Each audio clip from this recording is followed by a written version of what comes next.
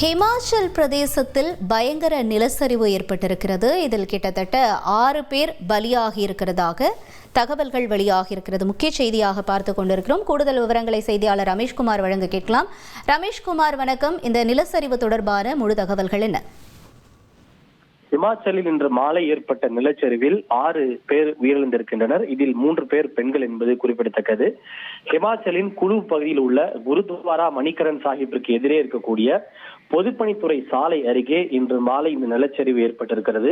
குழு மற்றும் மணிகரன் இந்த பகுதியெல்லாம் சுற்றுலா பயணிகள் மிக அதிகமாக வரக்கூடிய பகுதிகள். இன்று ஞாயிற்றுக்கிழமை என்பதால் அந்த பகுதியிலே ஏராளமான சுற்றுலா பயணிகள் சுற்றி பார்ப்பதற்காக சென்றிருந்த நிலையில் திடீரென அந்த பகுதியிலே நிலச்சரிவு என்பது ஏற்பட்டது.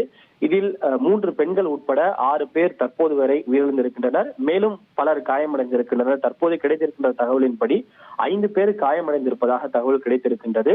அந்த நிலச்சரிவோடு சேர்ந்து சில செடிகள் மற்றும் மரங்கள் எல்லாம் கூட பெயர்ந்து கொண்டு வந்திருப்பதால் அது சாலைகளில் போக்குவரத்திற்கு இடையூறை ஏற்படுத்தி இருக்கின்றது.